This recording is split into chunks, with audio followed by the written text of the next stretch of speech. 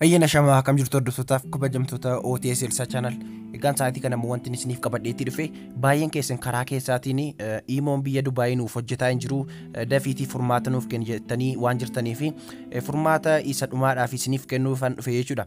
Egaan guyyaa irraa kana kan nu waliin haasofnu akkamitti akka imoo Dubaay keessatti hojjechuu dandeenyuu fi Dubaay qofaas immoo osoo hin taane biyyoota Arabaa garaagaraa keessatti illee haa ta'u biyyoota kam keessatti iyyuu konneekshiniin keessan isiniif seeraan hojjechaa yoo hin jiru ta'e yookiin Facebook keessanis haa ta'u wanti garaagaraa innaa fayyadamtanii isiniif hojjechuu kan didee salphaamatti akkaataa itti hojjechiifachuutii dandeessan isinitti agarsiisuudhaaf dhufe jechuudha. Egaan akka mataa kiyyaatti kan ittiin fayyadamaa jirutu jira. Kanatti fayyadamtanii gaa isiniif akka inni hojjetu godhachuu ni dandeessu. Fakkeenyaaf amma yeroo ammaa keessatti gara Itoophiyaa bilbiltanii gaafachuu ni dandeessu. Facebookiin haala gaarii miti jechuudha kan inni hojjetaa jiru. Keessumatti iyyuu gaa magaalota Finfinnee irraa adda kan jiranii fakkeenyaaf magaalaan keessa jiru keessatti Facebookiin naaf hin banu, Facebookiin naaf hojjetaa hin jiru.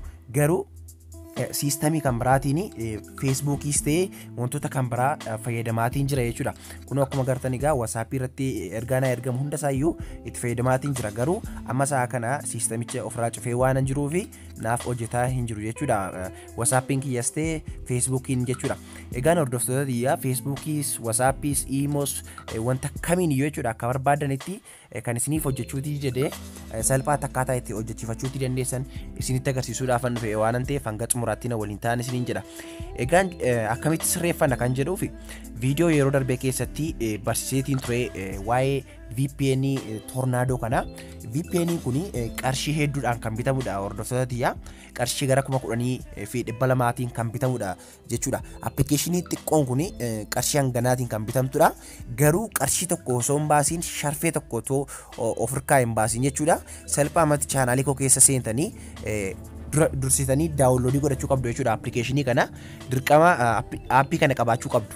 Wanta kamiif iyyuu jechuudha. Sababni isaa immoo maaliif yoo jettanii kuni akka imoon keessan isiniif hojjetu qofaa miti kan inni isiniif godhu bilbilumti keessan mataan isaallee isiniif eegama jechuudha. Ennaan isiniin jedhu haakaroonnis ta'ee namoonni garaagaraa bilbila keessan to'achuudhaaf wantoota garaagaraa hin barbaachisne yoo isaan isinitti arganii kun virtual private network waan ta'eef dirqama isin barbaachisa jechuudha. VPN jechuun virtual private network jechuudha. Kana jechuun waan dhoksaa kan isiniif dhoksudha jechuudha. Egaan kanatti fayyadamaan isiniin jedha. Chaanaalii koo keessa seentanii argachuudhaaf wanti isin gootanii kunoo jalqaba YouTube keessa seentu. YouTube keessa akka seentaniin gubbaa kanarratti isinitti nan agarsiisa. YouTube keessa akka seentaniin kunoo OTS Elsa jettaniitu ni barreessitu jechuudha. OTS Elsa jettanii bifa an barreesse kanaatiin ergi barreessitanii jalqabaarratti kan isiniif dhufu chaanaalii koo malee chaanaalii nama kan biraa tokko iyyuu hin jiru jechuudha. Kunoo OTS Elsa jettanii erga argattanii booda kunoo mallattoo profaayila kootii cuqaastu. Mallattoo profaayila kootii akka cuqaastaniin kunoo gara kanaadha jechuudha kan inni isin fidu. Kunoo gaa as keessaa gaa viidiyoolee hedduu furmaata baay'ee kan isiniif ta'aatiin as keessaa ni argatu jechuudha hordoftoota biyyaa. Kanaaf egaa viidiyoolee hedduullee qaba waan ta'eef galaatii daawwadhaan isiniin jedha. Kanneen chaanaalii koo immoo subscribe godhin jirtanii subscribe gochuutii qabdu. Guyyaa guyyaatti informationii garaagaraa fi akkasumas illee wantoota teknooloojii fi appilikeeshinoota garaagaraa isiniif dabarsa waan ta'eef jechuudha hordoftoota biyyaa. Egaan appilikeeshinicha amma jenne kana argachuudhaaf kunoo kana banuutii qabdu jechuudha. Kunoo isa asitti agartan kana jalan isiniif kaa'eeti jira jechuudha. Kunoo as jala jechuudha. Kunoo viidiyoo man isiniif barsiisaa jiru kana jalas illee argachuu ni dandeessu. Kan akka bantaniin description jala isiniif kaa'ee waan jiruuf description jala jechuudha kan isin argattan.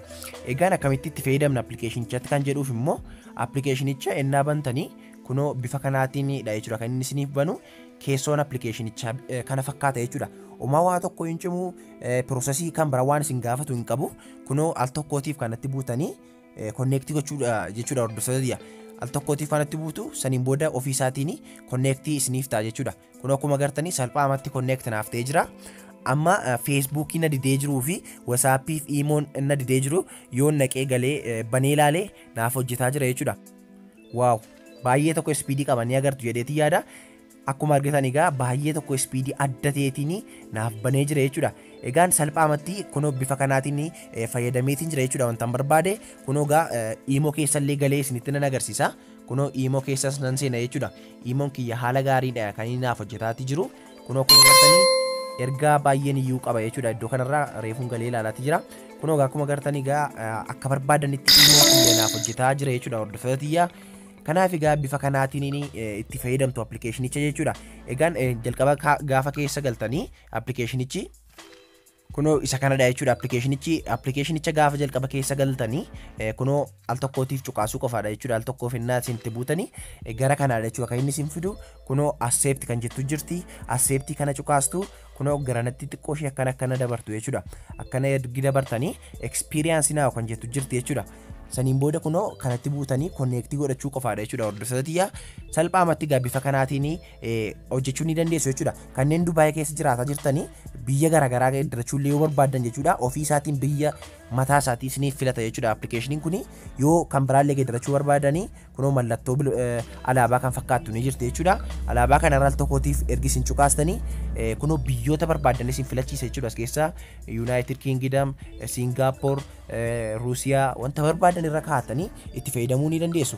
Egaan bifa kanaatiin biyya keessa jirtanii gara biyya kan biraatti geeddartanii appilikeeshinii isin didde kamiyyuu fayyadamuu ni dandeessu isiniin jedha hordoftootiyyaa. Kunoo furmaati guyyaa irraaf isiniif qabadhee dhufe isa kana fakkaata jechuudha. Diskiripshinii jechuun immoo kunoo isa kanadha jechuudha. Barreeffama kanarraa al tokkootiif innaa isin cuqaastanii iddoo kanarra aluma tokko cuqaasuu qofaadha jechuudha. Saniin booda kunoo bifa agartan kanaatiin appilikeeshinicha isiniif baasa jechuudha. Kunoo Tornado VPN as tuquun buufadhaa jedha. Kunoo itti liinkii isa kana cuqaastanii naani isiniif bana jechuudha. Appilikeeshinichatti isin geessa. Kunoo akkuma argaa jirtanii gara kanaadha jechuudha. Kan inni isin fidu kunoo ammas niin bantu al tokko kunoo bifa kanaatiin gara kanaa erga isin fide salphaamatti daawunloodii godhachuu ni dandeessu jechuudha. Daawwattootiyyaa kunoo waaw baay'ee tokko salphaadha. Kunoo akkuma argaa jirtanii kanneen daawunloodii naaf hin ta'u jettan illee kun rakkoo mataa keessaniidha malee rakkoo liinkii mini waan ta'eef bifa kanaatiin jechuudha. Kan isin daawunloodii godhatanii kunoo okay jennaan daawunloodii ta'uu qofaadha jechuudha. Egaan viidiyoo baay'ee hin daawwatin jirtu galaatii viidiyoo baay'ee kan isin fayyadanii sirriitti kan isin fayyadan wantoota hedduu isiniif dabarseetiin jira. Galaatii chaanaalii koo keessa seenuun daawwadhaan isiniin jedha hordoftootiyyaa. Egaan appilikeeshinii kan biraa maaliif nutti agarsiisne waa'ee VPN irratti kan jedhuufi appilikeeshiniin VPN keessa kan kana caalu hin jiru. Gara duraatti immoo yoon argee isiniif kanan beeksistu ta'a. Appilikeeshiniin kun akkuma sila isinitti himuudhaaf yaadee dheengaddas isinitti meera. Appiin kun qarshii hedduudhaan kan bitamtudha. Liinkii ishee immoo isiniif kaayetiin jira. Qarshii tokko malee argachuu hin dandeessu waan ta'eef itti fayyadamaa isiniin jedheerra hordoftootiyyaa. Egaan bifa kanaatiin immoo biyya Dubaayis ta'ee wantoota garagaraa isinii didee isin jeeqaa jiru sirreeffachuu ni dandeessu jechuudha hordoftootiyyaa. Kanaaf bifa kanaatiin itti fayyadamtu. Viidiyoo kan biraa immoo deebinee galagarutti nagaannaaf tura. Isiniin jaaladha. Isiniin kabaja.